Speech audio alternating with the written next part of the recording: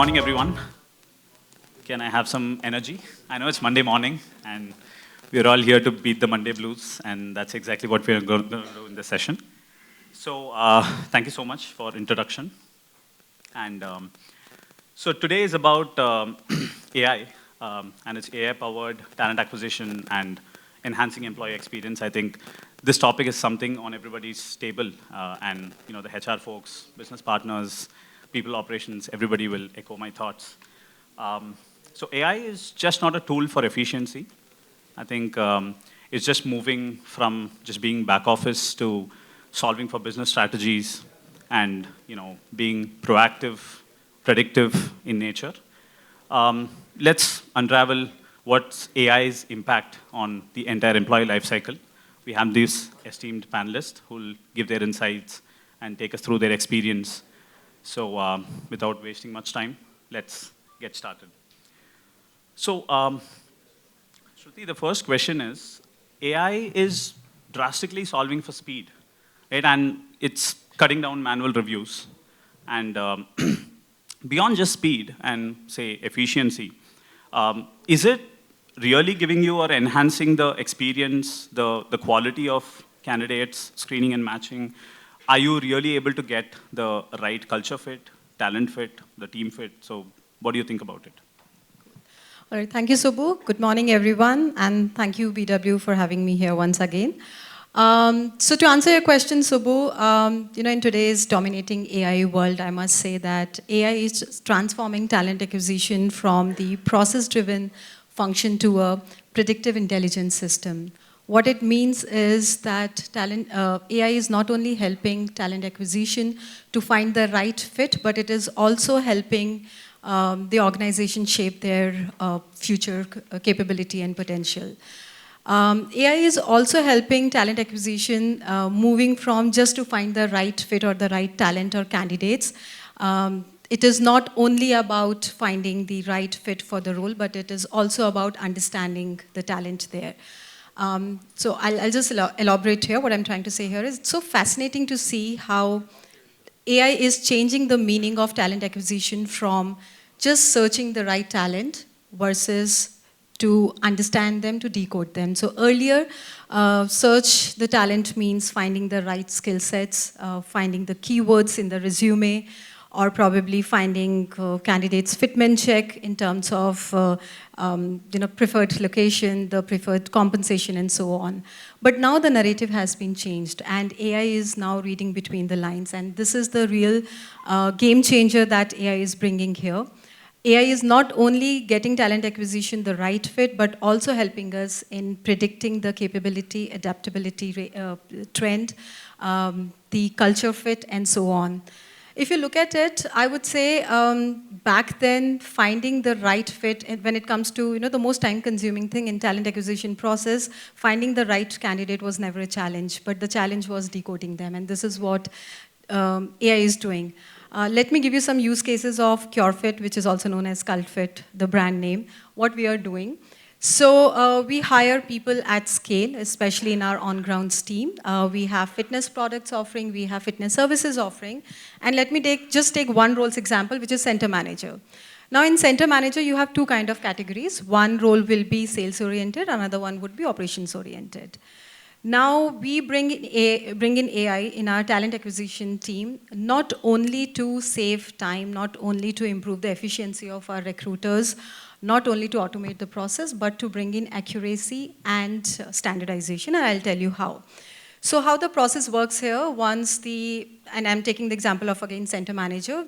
Let's say in one of the, and when I say center manager, these are, the store managers that you find in our gyms, in our workout centers, or in our EBOs.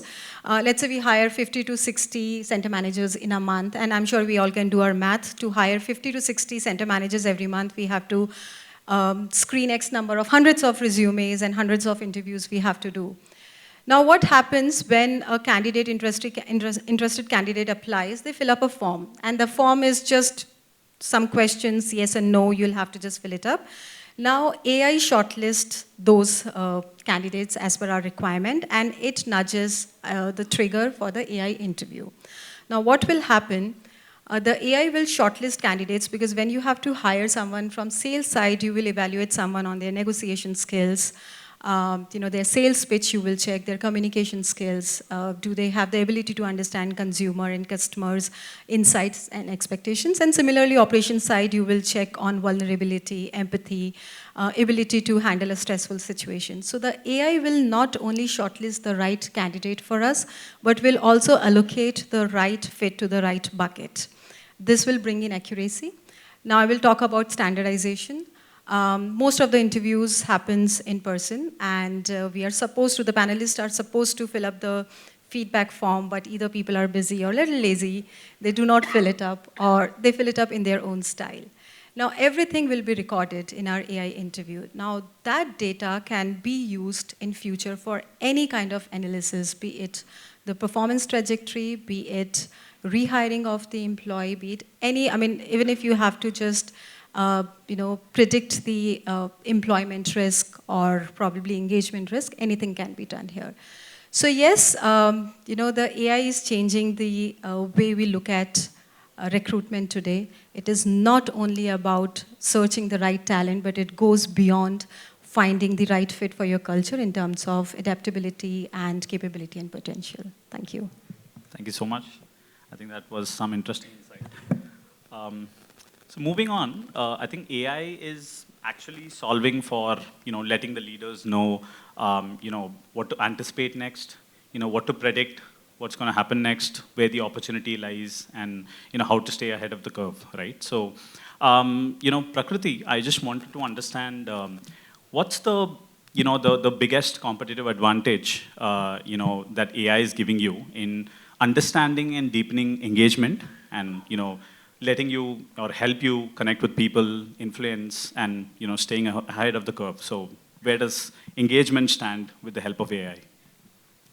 Thanks, Subbu, and congratulations, Shruti, beautiful use case. You spoke about candidates being lazy. You should also study why your customers are sometimes lazy. I mean, I keep buying cult fit, but never make it to the center. So yeah, so thanks for that question. So I'll shift from talent acquisition to talent engagement, and that's where we have been applying AI. I come from Sandoz. Those of you who grew up in the 2000s would remember Sandoz Calcium. Yeah, that's the company I come from. Pharma, so kind of an outlier in the group, and I'm here to learn from them. But yes, we've been able to embrace AI in the space of employee listening.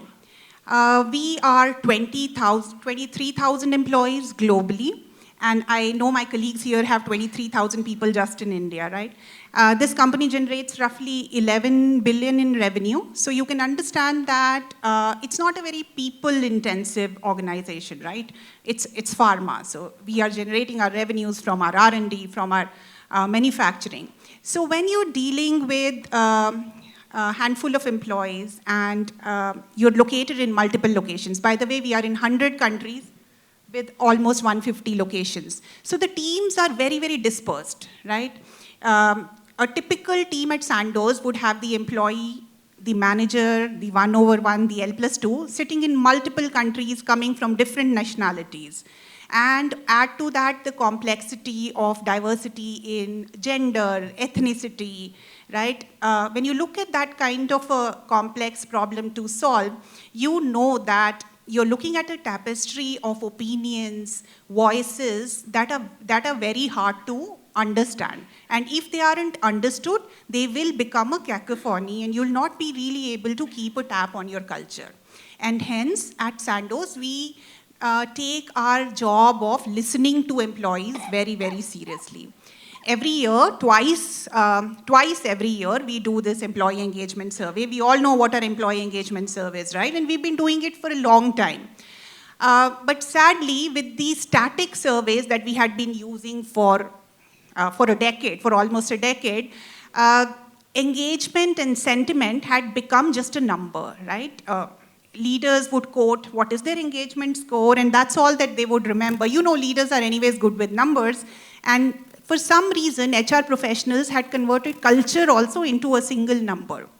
And I personally, never really agreed with that whole concept. AI has helped us solve that problem. Today, AI, we call it NLP, natural language processing and machine learning, is basically able to read the qualitative comments that employees are putting in. 2023, we launched this AI-powered employee voice platform, and the whole situation has transformed. Now, basically, it's no longer about data and numbers, it's about having a dialogue with your associates. It's very easy to open up a survey response when you have just 10 employees in your team. But when you have thousands and thousands of employees in your team, let's say you're a leader and there are some 10,000 people reporting to you, chances are you don't really know what are they telling you. They are filling these surveys every 6 months, but you don't understand anything beyond the number that HR is giving you. Today, that has changed. Today, AI is able to generate these very beautiful summaries, yeah, which humans could never have done it. I mean, I could hire a team of 10 HR professionals, they would still not have produced these kind of summaries. They tell you what are the positive trends in the team, they tell you what are the negative trends in your team. What are your employees truly telling you? And that generates a dialogue. We no longer ask our associates that, how engaged are you with the company? Instead, we are asking them, what is it that you want? What is it that you want from the organization? What are you trying to tell us? And the answers are coming to us in such a succinct fashion that they are basically actionable. Managers get these reports on a 6-monthly basis. Leaders are now getting reports which they for the first time understood. And I think now we are able to hold our leaders more accountable on the topic of culture.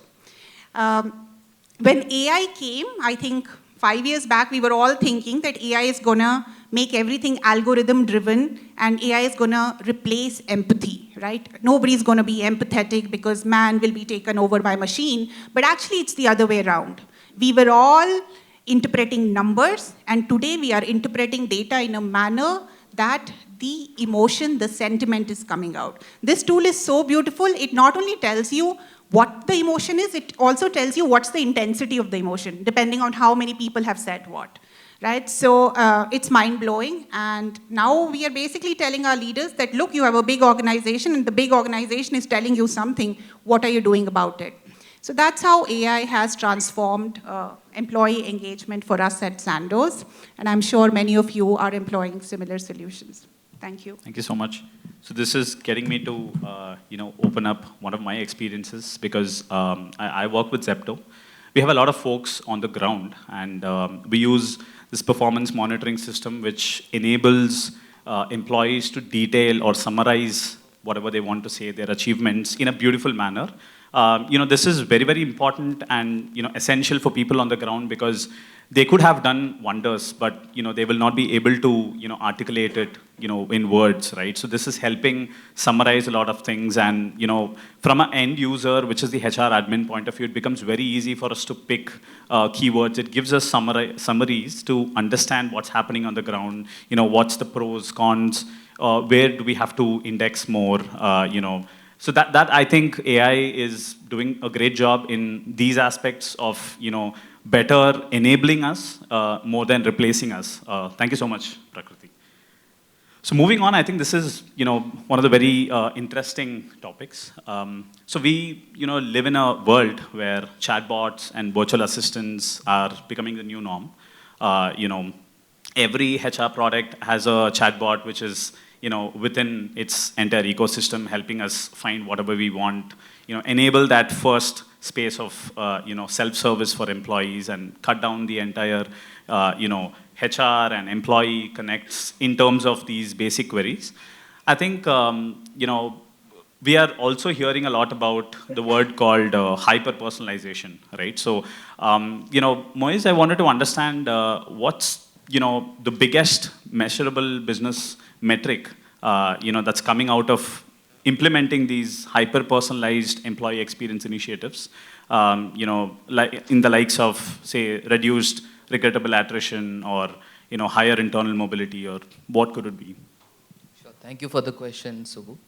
So when I started this hyper-personalization journey for one of my ex-organization, we realized that if we treat our employees like how we treat our customers, the stickiness or the retention would increase. How many of you resonate with this thought? If I can see a raise of hands. Okay, quite a few. Thank you. So glad we are all on the same page today. So we started with putting this AI wrapper on the onboarding platform first, just to understand if we can leverage AI, the kind of AI chatbots that we have, in order to give HR as a service to all the new joiners initially. Eventually that picked up, the experience was excellent, and that also motivated us to put this AI wrapper on other systems. So the first case that I had was to increase the future readiness of the headcount that we had. Now, the easiest way to do that was enable AI in the learning management system. See, all of us consume in a different way. Some of us want, fast. Some of us do want to do it on our own pace, depending upon what stage in life we are, or what stage in the career we are, or what are our aspirations, what are the skills that we bring with, or what are the aspirational skills that we want to acquire. Everybody has a different journey. So it was for us to respect that, and which is why this hyper-personalization helped us a lot. So now employees got that liberty to choose it for themselves. And eventually, initially we were struggling with having employees learn or get certified. Now, when we gave them a choice with the help of hyper-personalization and again AI as an enabler, the learning graph shot up. So that is one of the matrices. The second matrice that I could see was our leadership pipeline. That shot up by 7%. Also, now we had a future-ready workforce. We could engage them in newer opportunities. Plus, there was this internal mobility. That also increased because now people were learning. They were trying and applying on newer roles, which was beyond the scope of work. And now they're certified again, so we don't have any means to reject them. Also, one of the measurement that we saw was the diversity within the organization. That also rose, especially in the leadership roles. And one of the byproduct of all of this was that the time to productivity, that also increased by 18%. And it rose our Great Place to Work, which is like a internal survey. That was also increased by 10% over the year.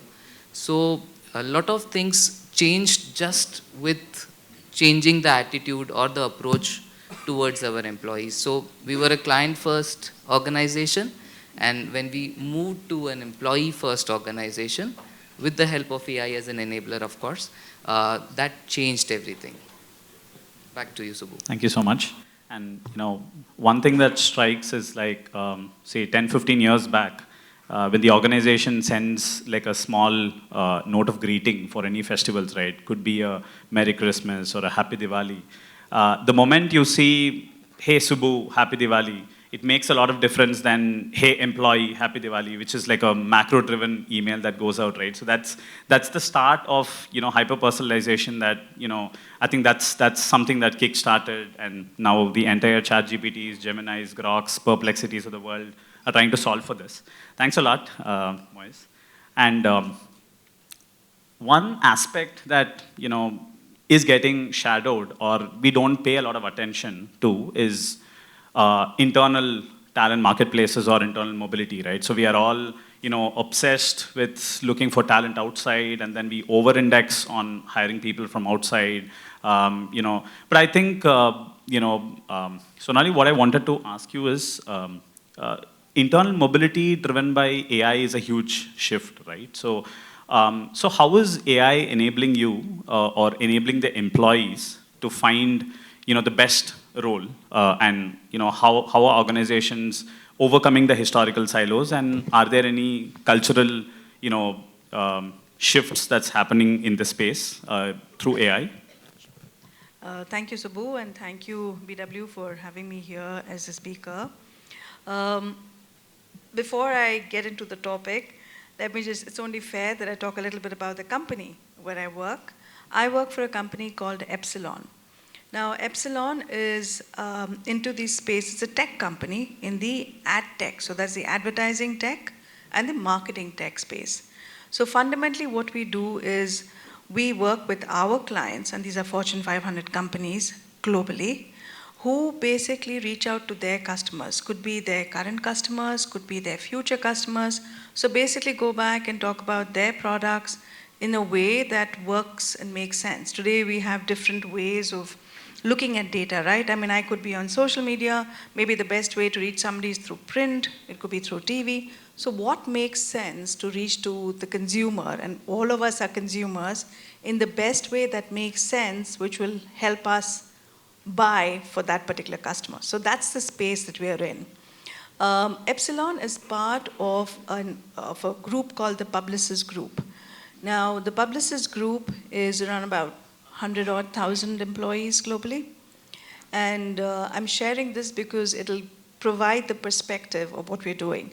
Moez here talked of hyper-personalization, and that's what we are also doing. So if I go back and look at employees, we all are on LinkedIn. So can I see a show of hands of people on LinkedIn?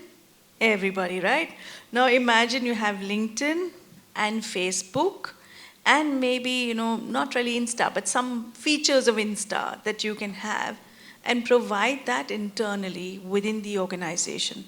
And it is not just for Epsilon, but it is for the other companies of Publicis. So 100,000 employees globally can go back and look at it. Now, what are the things that are there? If you have to look at talent mobility, one of the things that you'd go back and say is, I would like to grow, but how do I grow? I would want to learn. So any kind of skill. So you will have maybe technical skills, or maybe like Udemy, Pluralsight is available to employees. Maybe I want to learn Spanish. It's just interesting. So that's my growth area in whatever I want to learn. Or the LinkedIn Learning Program. So basically, training at your fingertips. The manager plays no role in deciding what I as an employee want to learn. So I've learned that. Now, while I'm learning, I would say, hey, I would love to get mentored. And I'm sure amongst this audience, there are many who would want to be mentored and would like to be a mentor. So as an employee, I can go up and sign up and say, I have these skills. I would love to mentor somebody, or I would like to be mentored by somebody.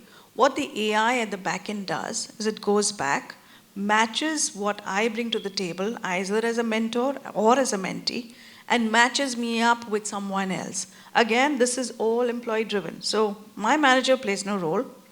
I would decide what I would like to get mentored in, or where I would want to be a mentor, and it ties it back. So you get mentored in certain areas. So one is you learn what you would like to learn. Then you go back and say, I have these skills already.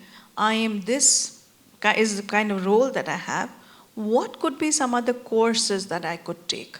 So I go back and get a list of those courses. Again, all driven by AI at the back end, which tells me that these are the kind of programs or courses you could go for.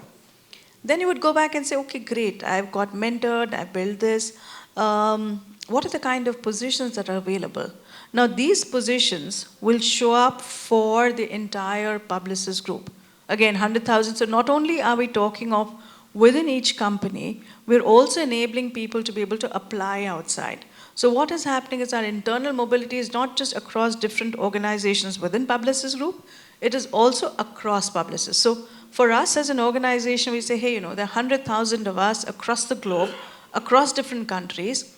We shouldn't be losing talent outside of Publicis. If we're losing talent, it should be to another Publicis company. So that is the other part where you go back and say, these are the kind of things that are there. When you look at from, not just internal, so let's say somebody has picked up a new role, has got into that job, is feeling very kind of, under a lot of stress.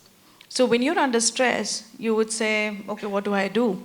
Do I listen to something? Do I see something?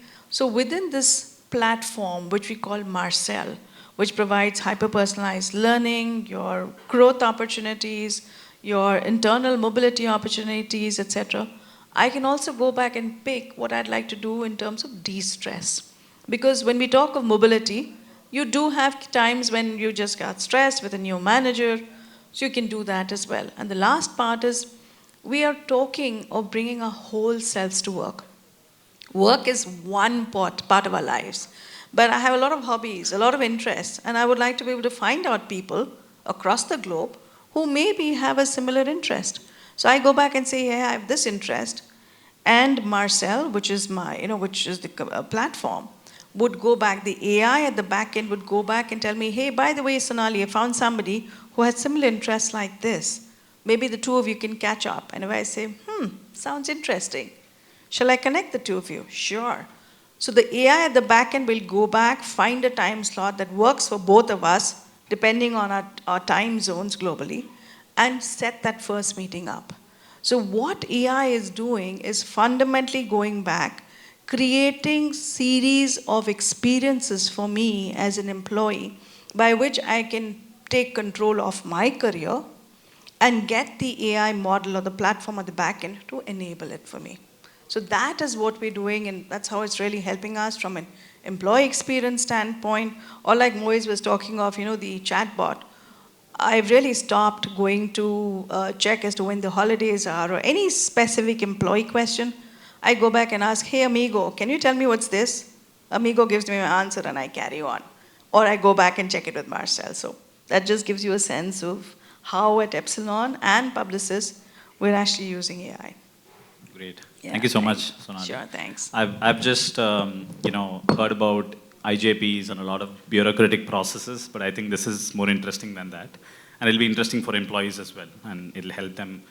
I think the next question is it's not only a question from me. I think everybody will echo whatever I'm going to say, that we have a number of products, HR platforms, which are solving for different challenges, right? Some modular, some call them suites, but I think the data is still fragmented, right? So the business partners in this room will agree that they will have to pull a lot of reports, consolidate, and waste a lot of time to be able to take business decisions, right, which are very meaningful, could be for the entire team, for the entire business unit, or for a particular employee.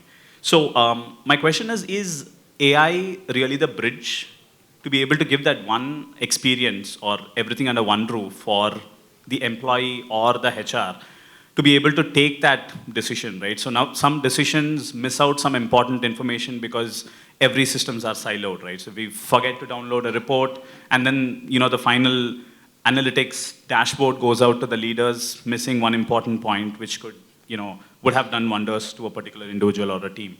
So how do you think AI will play a part here? I mean, this is open to all panelists. I can go first, Subbu. So I think there's a lot of discussion going around about AI, right? And how does AI help? And the fact that we all have disparate systems, the reality is that we've all, as organizations, bought different platforms which have different operating systems, operate in a different way, and they're all siloed. They all give us data that we want. Now, one approach is for AI to be able to go back and build something that can pick data from different systems, because you don't want to rely on only one system, which will create an issue. But I think before I get into that, one of the key things to consider is, do you want to look at AI? Do you want to look at automation?